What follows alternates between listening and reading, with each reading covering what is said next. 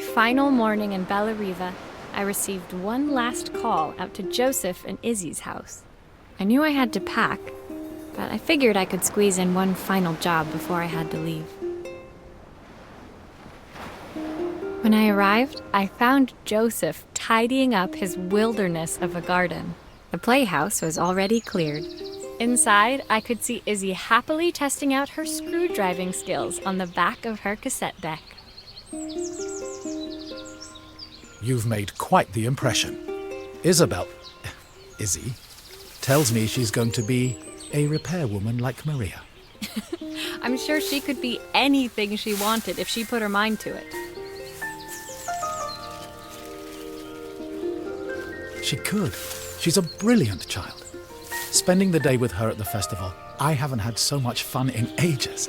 I wanted to give her something before she starts to forget.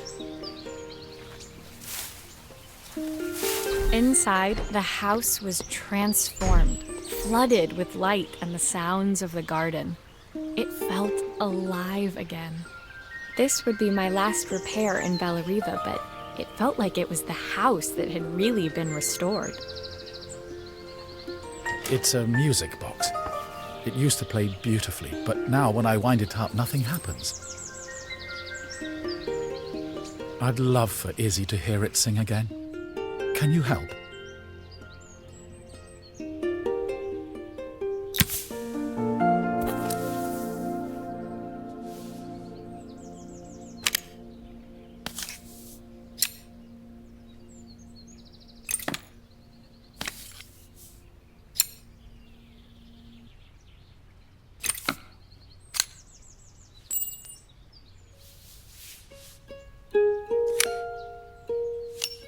Maria, could you add this family picture of us?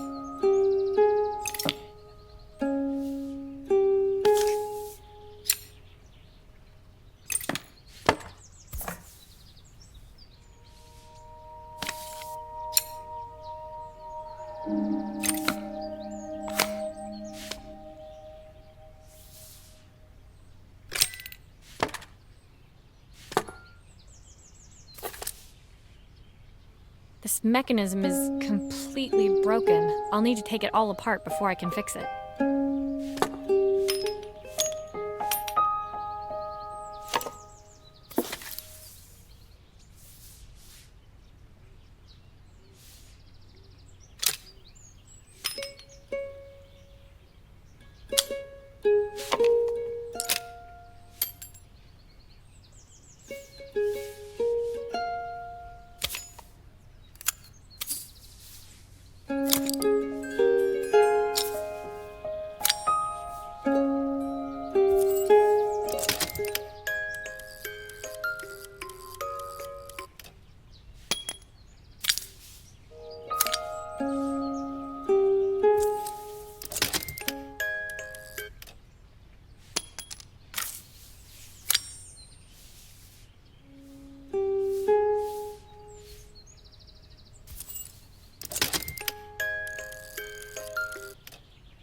Perfect. The mechanism is good as new.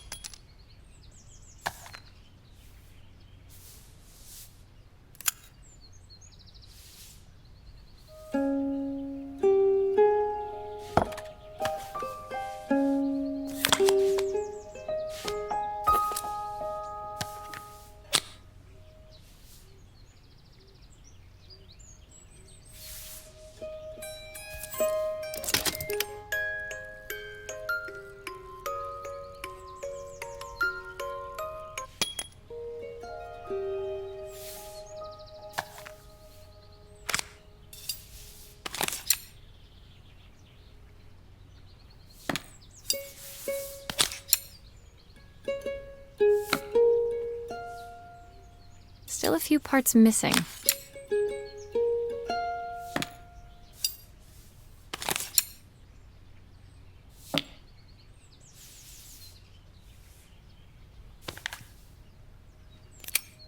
I think that's everything back together again. I should play it to make sure. My wife used to sing this song to Izzy each night before bed, but I always worked too late to join them. Will you dream a dream for me? If I sit by your side and hold you so tight, know that I will always love you, even though we both know that we must say goodnight.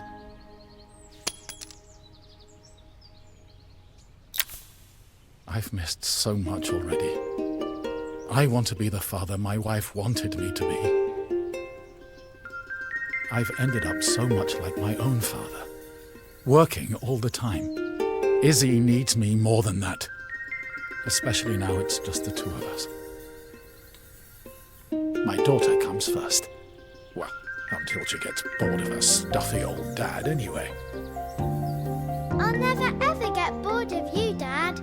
Izzy came running into the room where Joseph scooped her up and onto his shoulders. She gazed at the music box, her eyes shining. I'd never seen her look so happy. Thank you, Maria, for everything. The things you fixed for me. I'm so glad to have them back. Joseph was a good father, and I could tell he was determined to be an even better one. When it came down to it, that was all any of us wanted. A second chance to make something right. My time in Bellariva was almost over, but before I left, I knew there was something of my own I needed to fix.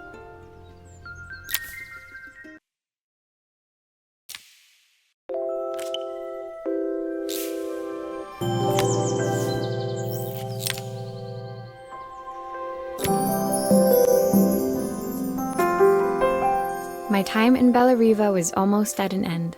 Another chapter finished in a story whose ending I hadn't felt ready to write. The people I'd met, the items I'd restored, they'd taught me so much about what was really important. Pulling out my suitcase from beneath the bed, I remembered the day I stole it from my parents' shop, the day I left. Afterwards, I was too ashamed to call them, to apologize. It was a guilt I'd been carrying around every day since. As I packed, I knew that it was up to me to find a way to lighten the load.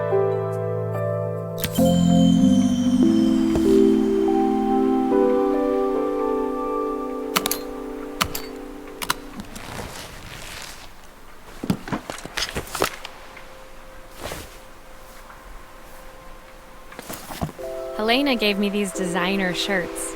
Not sure I'll pull them off as well as she does. Joseph's idea of light reading for the train. It does look thorough.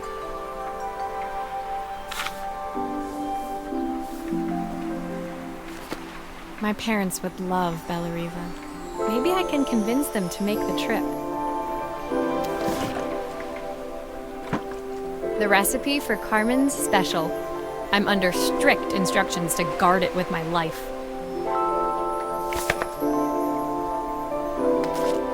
My train ticket. I can't believe it's time to leave Bellariva behind.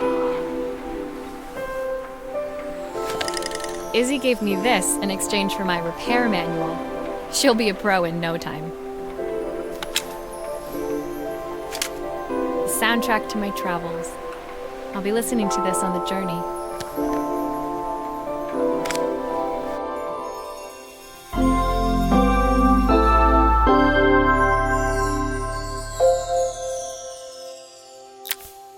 My suitcase was full, but it was my heart that felt heavy as I made my way to the station. I was sorry to be leaving Bellariva behind, but I hoped that in my own small way I'd made a difference. Helena and Carmen's reunion was possible because they'd learned to overcome their differences. Joseph had realized he shouldn't let his grief or his work get in the way of his relationship with Izzy. They'd each learned to see things from someone else's perspective. Maybe it was time I saw things through my parents' eyes. I knew it would be easier to jump on the next train, put even more distance between us, but I finally felt ready to talk to them. I just didn't know if they would feel the same. Did I even remember their number? I wasn't sure until I reached for the phone and it all came flooding back.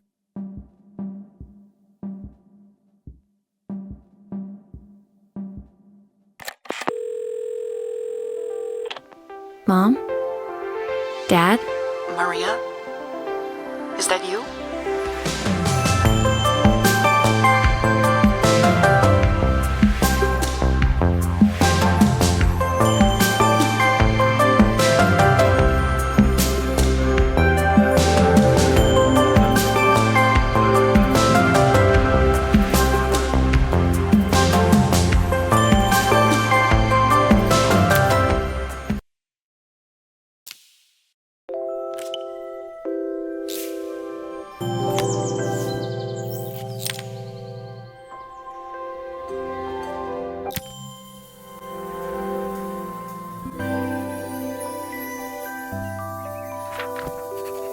Dear Maria, Carmen here. Sorry I haven't written. The cafe's been absolutely manic since you left.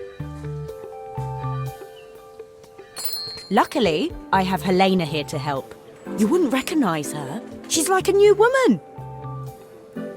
She's always running round, taking orders and making drinks. I even heard her compliment a customer on their outfit. Personally, I draw the line at fluorescent green bowling shirts, but each to their own. It certainly made the customer smile. She misses the city, though. Bellariva's many things, but it's definitely not as chic as she'd like. She said there was a coffee shop near her old apartment where they made coffee with a shape drawn on top. It got me thinking, I'm an award-winning chef. I can figure out how to put a leaf on a cappuccino. A bit of cosmopolitan coffee might be just what Helena needs. Of course, ordering a new coffee machine was the easy part. I wish you could have seen the mess I got into trying to put the thing together.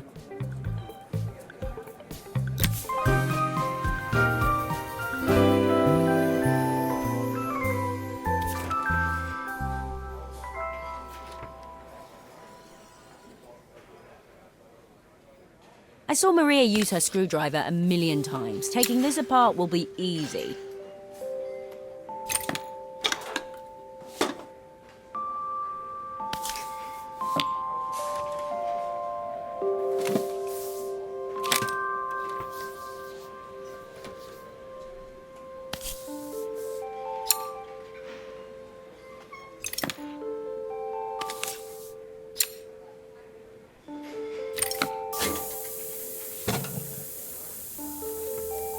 These pipes look pretty simple. I should start with them.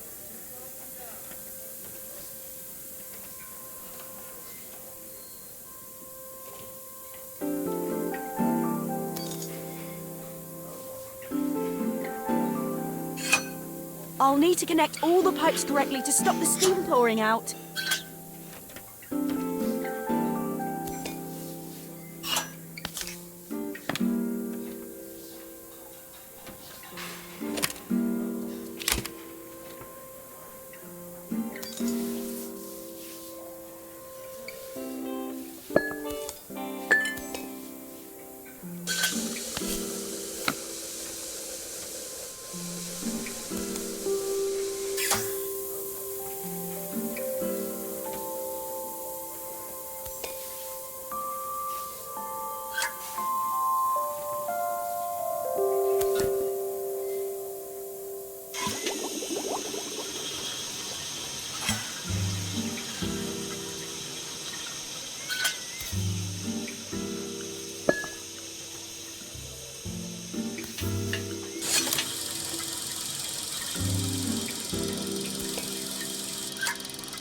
Finally, no more steam.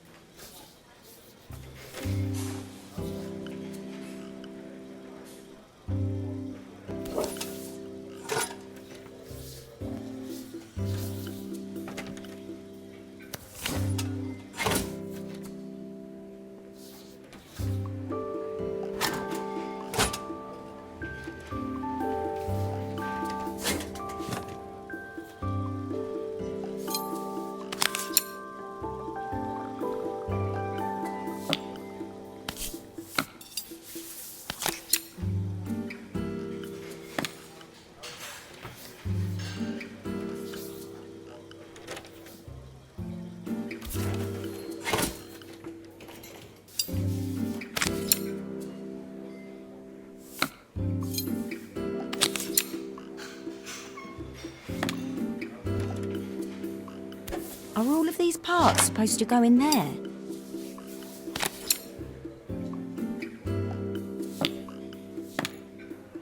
I think that's everything.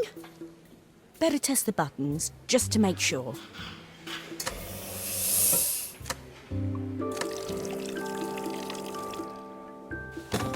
All done. Piece of cake. Time to make my first coffee, I think.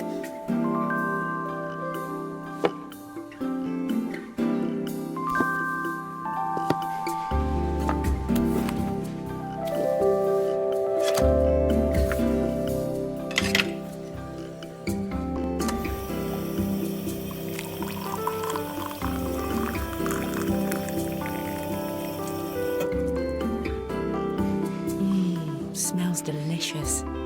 Now to make it look magical.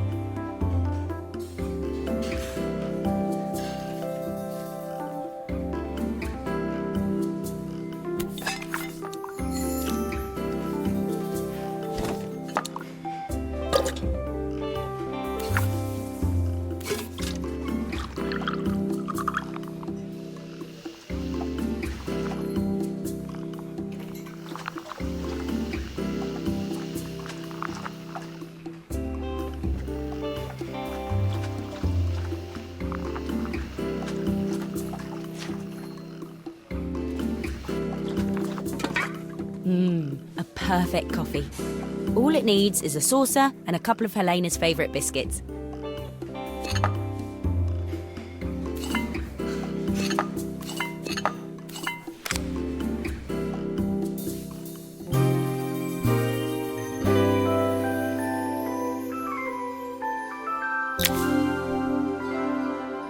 I was feeling more has-been than coffee queen by the time I'd made a drink fit for human consumption.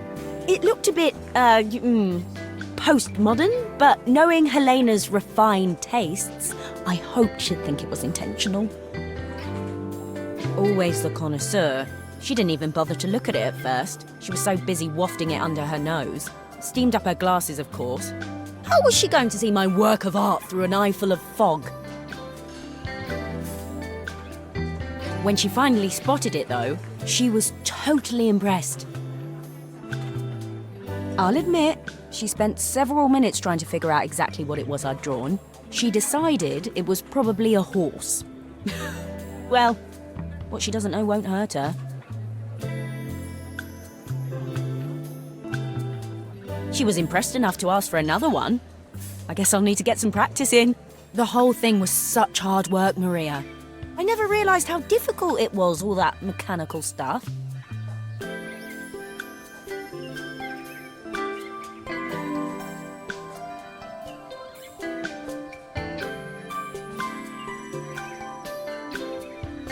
It made me realise how much I have to thank you for, so I wanted to say that now. Better latte than never. Hoping you're well. Your friend, Carl.